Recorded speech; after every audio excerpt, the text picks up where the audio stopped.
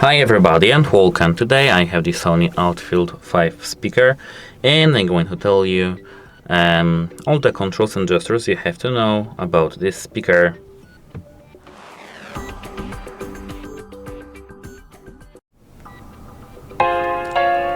So at first let me decrease the volume level using the minus button, and that is how we decrease the volume. You just have to click the minus button. To pause and pause you have to click the, as you can see, the pause and play button.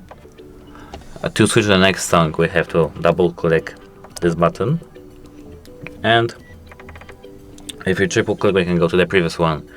To increase the volume level we have to click plus, and now to pause and play our music, this button. Now if you want to enter the bass boost mode you have to click on this button. That's it, hope it helps you and goodbye.